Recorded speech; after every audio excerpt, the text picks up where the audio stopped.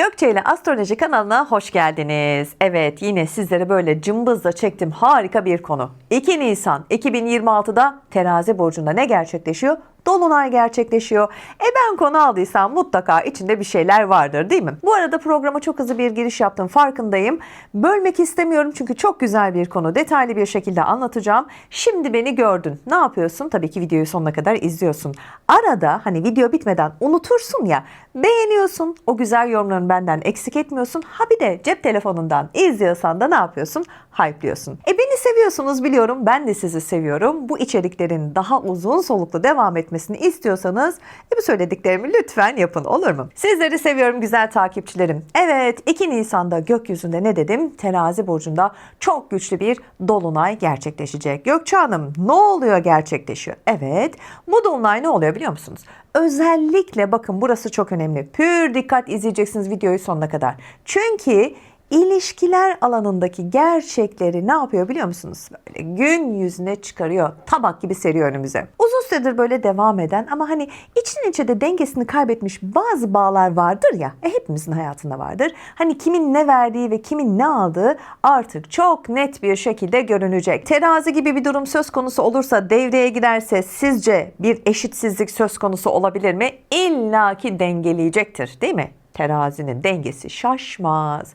Çünkü terazi dolunayları ilişkilerdeki o görünmez teraziyi haliyle ortaya koyacaktır. Ve o terazi eğer bozulmuşsa bunu saklamak artık sanıyorum mümkün olmaz, değil mi? Dolunaylar biliyorsunuz astrolojide aslında her zaman bir sonuç ve farkındalık anıdır. Artık bunları yavaş yavaş, bu kavramları öğreniyoruz, değil mi? Ay ışığı büyüdüğünde ne oluyor? O bastırdığımız duygular ve hani konuşulmayan meseleler var ya, haliyle onlar da doğru orantıda büyüyor. Özellikle bakın, evlilikler, ortaklıklar ve o karşılıklı bağlar söz konusu olduğunda işte bu dolunay birçok insanı şu gerçekle yüzleştirecek. Bu ilişki gerçekten dengede mi, yoksa hani biri sürekli verirken diğeri sadece alışmış mı? Bakın, önemli detaylar. Altını çiziyorum ve sakin sakin anlatacağım. İşte bu videoda 2 Nisan 2026 Terazi dolunayının İlişkiler üzerindeki etkisini çok detaylı bir şekilde tabii ki anlatacağım. Onun için buradayım efendim. Şimdi hadi gel, Terazi dolunayının gökyüzünde başlatmış olduğu bu denge testinin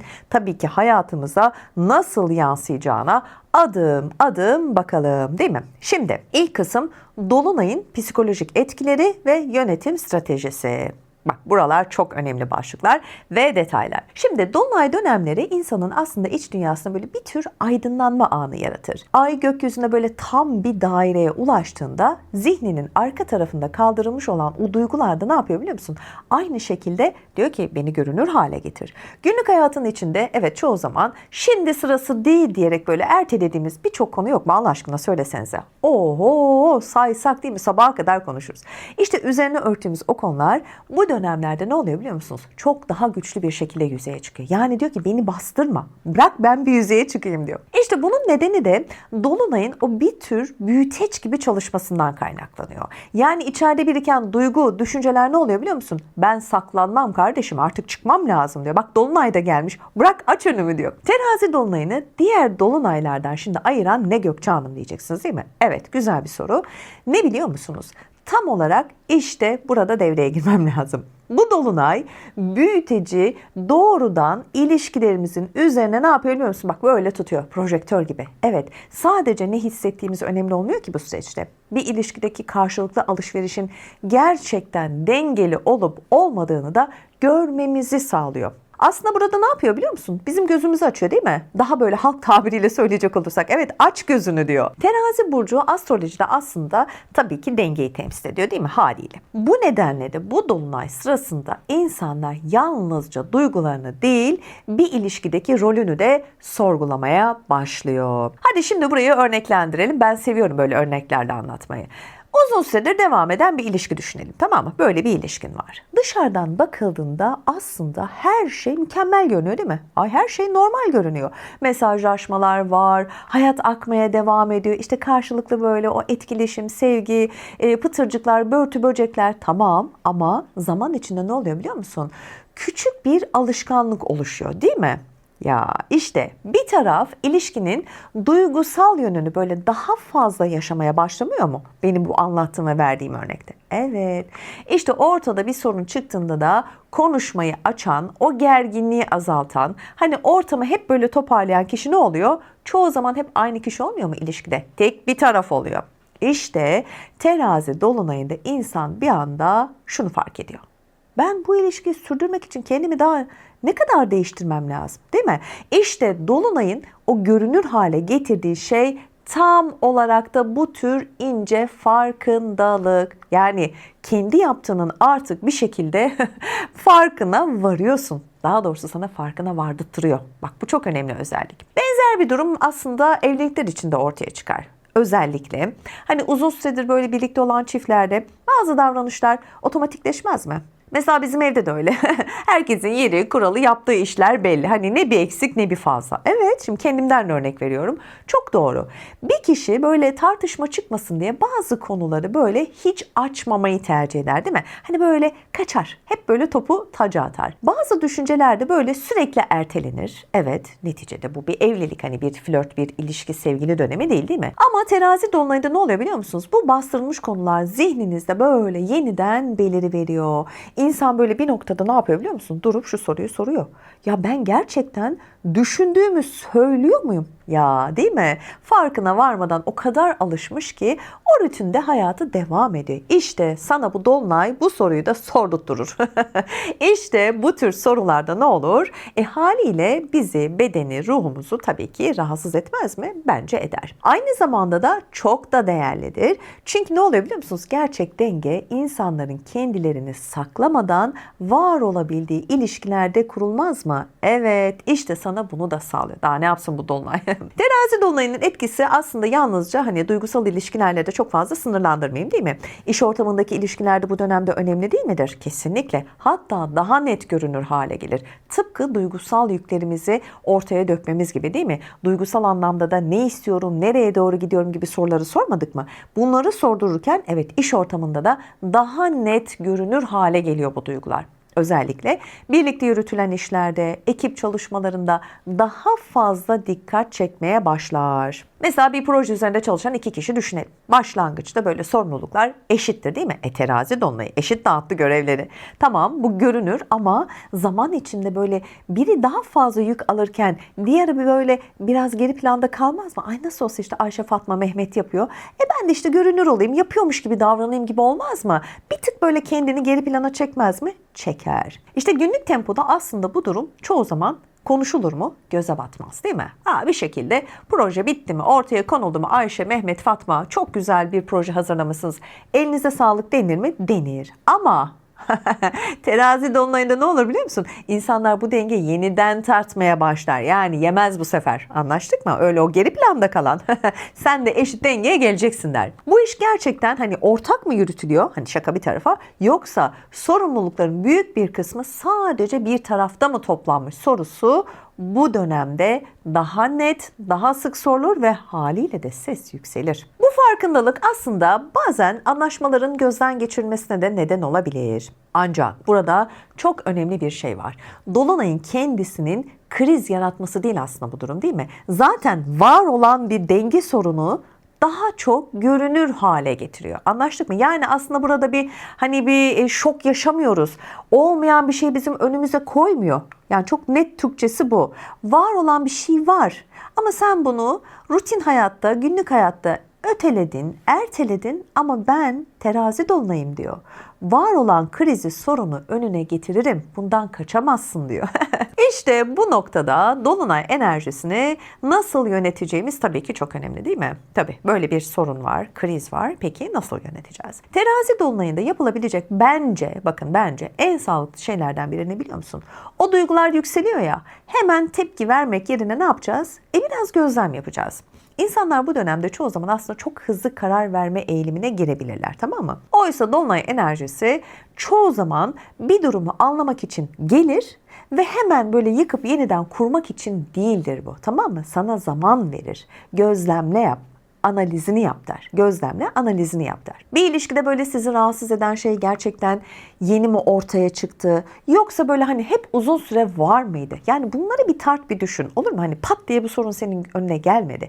İşte zaten bu sorunun cevabı çoğu zaman zaten Dolunay'ın vermiş olduğu en önemli ipucudur. Yani sorun var diyor ama sana zaten çaktırmadan da ipucunu veriyor. Sen yeter ki gözlemle ve farkına var. Bence ikinci adım da sınır belirlemek. Yani normal hayatta da ben zaten bunu çok uygularım. Size de tavsiye ederim. İlla bir terazi dolunayı yaşamanıza gerek yok yani. Bazı şeylere sınır koyabilmek için, değil mi? Terazi dolunayı insanlara şunu da öğretir, biliyor musunuz? Hayır demek bir çatışma değildir. Çoğu zaman sağlıklı bir ilişkinin de aslında başlangıcıdır. Eğer bir ilişkide böyle sürekli fedakarlık yapan taraf sizseniz, işte bu dolunay ne oluyor biliyor musun? Kendi alanınızı yeniden tanımlamanız için size fırsat sunuyor. Daha ne yapsın bu dolunay yani? Üçüncü adım, İletişimi sanıyorum doğru kurmak çok önemli, değil mi? Gerçek hayatta da işte aynen bunu yaparsak, bu gibi şeyleri yaparsak sadece terazi dolunay ya da dolunay süreçlerinde değil mi? Daha az yara alırız gibi geliyor bana. Dolunay döneminde algılar büyür mü? Büyür. Birinin böyle yorgunlukla söylemiş olduğu o kısacık bir cümle karşı tarafta daha çok böyle bir anlam kazanabilir mi? Kazanır. Hassas bir süreçtir. Bu nedenle ne yapıyoruz? Meseleleri hemen böyle kişisel bir saldırı gibi görmüyoruz. Açık ve sakin bir iletişim kurmak, işte az önce de dedim ya, iletişimi doğru kurabilmek burada aslında çok daha yapıcı bir sonuç elde edebilmenizi sağlayacaktır. Şimdi terazi dolunayını bir kopuş enerjisi olarak lütfen görmeyelim, olur mu? Şimdi bu kadar hani olumsuzluk saydık, yapılması gerekenleri saydık. Bunu da hemen böyle araya girip toparlamak isterim. Yani terazi dolunayını evet bir kopuş enerjisi olarak asla görmüyoruz. Bunun yerine ne görüyoruz biliyor musunuz? Bir denge güncellemesi, tamam mı? Yani hayatımıza yeni bir güncelleme geldi. Telefonunuza gelmiyor mu? Bilgisayarınıza, tabletinize gelmiyor mu? Bunu da böyle düşünelim, olur mu? Yani özetle 2 Nisan'daki bu terazi dolunayı bize, size, hepimize yalnızca nerede kırıldığımızı göstermeyecek. Aynı zamanda o kırığın hangi dengesizlikten olduğunu da bize o kadar güzel anlatacak ki burada da bize tabii ki görev ne düşüyor? Anlayacağız, farkına varacağız, gözlemleyeceğiz, sakin kalacağız. Şimdi geldik en önemli noktaya bence. Şimdi burayı sabırsızlıkla bekliyorsunuz. Evet, burçlara etkisi ne olacak? Şimdi burçlara geçmeden önce aslında şu önemli noktayı da bir netleştirmem lazım. Şimdi her dolunay, herkese her zaman söylüyorum, her videomda söylüyorum. Aynı şekilde elbette etkilemeyecek. 12 tane burç var, değil mi? Her birinin karakteri, huyu, suyu, yükseleniyle birleştiğinde bambaşka anlamlar içeriyor. Haliyle bazı burç grupları vardır ki işte bu tür gökyüzü olayları onlar açısından çok daha doğrudan ve hayatın merkezinde olur, merkezinde yaşar.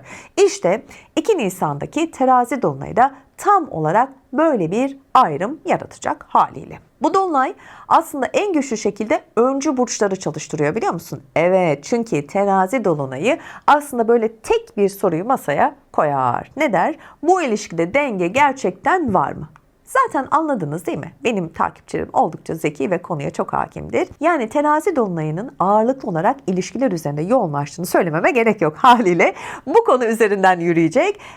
Bizi de tabii ki bu durumda nasıl bir süreç bekliyor derseniz, şimdi zaten yorumlayacağım. Biraz kendinizi bilirsiniz. Biraz da bu süreçte nereden yara alacağınızı, nereden darbe alacağınızı bilirseniz ona göre hareket ettiğinizde bu dönemi de sanıyorum daha az hasarlı atlatırsınız. Bakın şimdi Koç ve Terazi burçları. Hemen başlıyorum. Öncü burçlar dedim ya. Mesela siz mesele doğrudan ben ve biz dengesinde bu süreçte yürüyeceksiniz. Yani uzun süredir böyle bir ilişkide ya da ortaklıkta kendi ihtiyaçlarınız geri plana kalmış olabilir. Ya da siz bunları biraz geri plana atmış olabilirsiniz. Önceliğinizi başka yerlere vermişsinizdir. Bazen huzur bozulmasın diye de susmuş da olabilirsiniz. Bazen de karşı tarafın istediği düzeni kabul etmiş olabilirsiniz. Sırf o ortam bozulmasın, huzurum kaçmasın tarzında. Anlatabiliyor muyum? İşte burada aslında önemli olan şey tartışma çıkarmak değil ki, amaç netleşmek. Eğer bir ilişkide böyle sürekli uyum sağlayan taraf sizseniz, işte bu dolunay size neyi soracak biliyor musun? Bu gerçekten uyum mu, yoksa kendinizden vazgeçmek mi? İşte bu süreçte Koç ve Terazi burçlarının sanıyorum yapması gereken şey çok basit. ama bir o kadar da önemli. Basit ama önemli. İçinizden geçenleri ilk defa lütfen açıkça söyleyin. Çünkü gerçek denge ancak iki tarafta ne istediğini söylediğinde kurulabilir, değil mi? Yani çok basit. O zaman ne yapıyoruz? İçimizden geçeni açıkça söylüyoruz. Yengeç ve Oğlak. Bakın bu süreç sizin için nasıl işliyor? Çok gizemli oldu değil mi? Sevgili Yengeç ve Oğlak burçları. Evet, konu aslında sizin için daha çok hayatın düzeni ve sorumluluklar üzerinden çalışacak bu süreçte. Birlikte yaşanan bir hayatın yükleri gerçekten paylaşılıyor mu? Yoksa hani birçok şey böyle sessizce yine tek kişinin omuzlarına mı kalmış? Bu nasıl bir süreçtir? İşte ev düzenindeki süreçtir, aile sorumluluklarıdır, maddi planlardır ya da günlük hayatın akışıdır, organizasyonudur. Olur mu? Hani düşünürken bu başlıklar altında düşünün. Eğer sürekli böyle aynı kişi toparlayansa, düşünense, yapansa, yönetense, bu dolunay bunu ne yapacak? Görünür hale getirecek. Senin yanında olacak. Anlatabiliyor muyum? Yengeç ve Oğlak burçlarının belki de bu dönemde yapması gereken tek bir şey var. Bak çok net söylüyorum. Hayatın yüklerini, tamam mı, tek başına taşımayı bırakacaksın. Yani bu süreçte, bu dönemde bunları omuzlarına yük etmeyeceksin. Seninle aynı yolda yürüyen varsa diyeceksin ki gel bakalım, bak bu terazi dolunayı, bu yükleri beraber eşit taşıyalım. Evet, her şeyi böyle sessizce üstlenmeyeceksin. Sessizce üstlenmek yerine ne yapacaksın biliyor musun? Sorumlulukları paylaşacaksın ya, bunu net bir şekilde dile getireceksin. İşte bu dolunayın en sağlıklı kullanım şekli Yengeç ve Oğlak sizler için bu. Evet, öncü burçlar için bu dolunay aslında sadece bir duygu hali değil. Çoğu zaman somut bir olay, bir konuşma ya da böyle beklenmedik bir farkındalıkla çalışacağını da söyleyeyim. Bu noktada yapılması gereken şey duygularla hareket edip ani kararlar almaktan kaçınmak. Tamam. Öncü burçları tamamladım. Geldim sabit burçlara. Terazi dolunayı aslında hayatı böyle bir anda alt üst eden bir kırılma yaratmayacak. Başında da söyledim, bir kez daha söylüyorum. Ama bu dolunay ne yapacak biliyor musun? Onların kurduğu düzenin gerçekten ne kadar dengeli olduğunu haliyle sorgulatacak. Çünkü sabit burçların biliyorsunuz doğası bir şeyi kurmak ve onu uzun süre korumaktır. Yani kendini garantiye sağlama almak ister. Boğa burçları için mesela. Bak, boğa burçları için başlıyorum. Şimdi terazi dolunayı günlük hayat düzeni, iş yükü ve sorumluluk dengesi üzerinden çalışacak. Yani hayatın akışı içinde böyle bazı görevleri sürekli siz üstlenmiş olabilirsiniz. İş yerinde daha fazla sorumluluk almak, ev içinde böyle birçok detayı fark edilmeden organize etmek ya da herkesin düzenini böyle ayakta tutan kişi olmak bir süre sonra haliyle, yani herkesi yorar ama sizi fazla yoracak. Terazi dolunayı sırasında bazı boğalar böyle bir anda şunu fark edebilir. Ben hayatın yükünü fark edilmeden taşıyorum. İşte bu süreçte yapılması gereken şey aslında çok net. Her şeyi sessizce üstlenmek yerine ne yapıyoruz? İş ve sorumluluk dengesini yeniden kurmamız gerekiyor. Gerektiğinde yardım isteyebilirsiniz. Bazı işleri paylaşmak ve kendi enerjinizi koruyacak bir düzen kurmak sanıyorum bu dolunayın size verebileceği en net mesaj sevgili boğalar. Tamam. Ve aslan burçları. Şimdi terazi dolunayı iletişim ve ifade alanını çalıştırabilir bu süreçte, tamam mı? Yani uzun süredir böyle söylemek isteyip de söyleyemediğim bazı düşüncelerim vardır. Özellikle yakın çevreyle ilgili konular sanıyorum bu dolunayda senin için daha görünür hale gelecek. Terazi dolunayı sırasında aslında bazı aslanlar bir anda neyi fark edecek biliyor musun? Ya ben aslında söylemem gereken bazı şeyleri hep ertelemişim. Evet, aslında siz normalde de hep böyle yapıyorsunuz da bu terazide artık böyle yüzünüze gelecek. Aslan burçlarının bu dönemde yapması gereken şey düşüncelerini daha açık bir şekilde ifade etmek olacak. Benden size naçizane bir tavsiye olsun. Ve akrep. Evet, terazi dolunayı iç dünyanda çalışan bir farkındalık getirebilir sana. Bu dolunay sırasında böyle bazı akrepler bir ilişkinin ya da bir hayat düzeninin arkasındaki gerçek motivasyonları daha net görmeye başlayabilir. Değil mi? İnsan bazen bir bağın içinde böyle alışkanlıkla kalır ama böyle hani içten içe de o bağın ne kadar sağlıklı olduğunu sorgulamaz mı? Elbette sorgular. İşte siz de bu süreçte bunu sorgulayacaksınız. Terazi dolunayı bu sorgulamayı sizin için hatta bir tık daha derinleştirecek derim. Evet, akrep burçlarının aslında bu süreçte yapması gereken şey ne biliyor musunuz? Acele karar vermek değil, kesinlikle. Önce gördükleri gerçekleri doğru bir şekilde analiz etmelisiniz, tamam mı? İç dünyanızda fark ettiğiniz şeyleri böyle hemen bir mücadeleye dönüştürmeyin. Önce neyin gerçekten değişmesi gerektiğini bir anlamaya çalışın. İşte bu dolunayın da size vereceği en doğru kullanım kılavuzu da bu olsun, tamam mı? Ve kovalar. Terazi dolunayı hayat yönünü ve bakış açısı üzerinden çalıştıracak. Hani böyle uzun süredir aynı düşünce kalıpları içinde hareket ediyorsun ya. Evet, işte bunu senin yüzüne vuracak. Bazı konularda da hep aynı pencereden bakıyor olabilirsin. İşte bu dolunay sırasında bu bazı kovalar için aslında bir anda böyle hayatın farklı bir yönünü görmek gibi bir duygu oluşacak. Güzel bir şey aslında sizler için, değil mi? Hani bu yeni bir fikir olarak adlandıralım, yeni bir plandır, yeni bir hedef düşüncesidir, tamam mı? Bunlar ortaya çıkacak. Kova burçlarının sanıyorum bu süreçte yapması gereken şey, bana sorarsanız, kendilerini zihinsel olarak kapatmamak. Anlaştık mı? İşte bu yüzden Boğa, Aslan, Akrep ve Kova için terazi dolunayı hayatı tamamen değiştirmek zorunda olduğunuz bir dönem değil, tamam mı? Ama hayatınızdaki bazı dengeleri yeniden ayarlamanız için sizler için aslında çok güzel bir fırsat olduğunu da söylüyorum ve noktayı koyuyorum. Ama değişken burçlar, ikizler, başak, yay, balık. Bunlarla ilgili herhangi bir şey söylemediniz Gökçe Hanım, ne oluyor? Sakin, gel ekran başına. Şimdi değişken burçlar. Nasıl geçebilirim? Bir kere ki ben bir ikizler burcuyum. Bizim evde 2 tane yay var. Evet, şimdi değişken burçlar için terazi dolunayı çoğu zaman böyle ani bir kırılma değil, yön değişimi getiren bir farkındalık yaratabilir.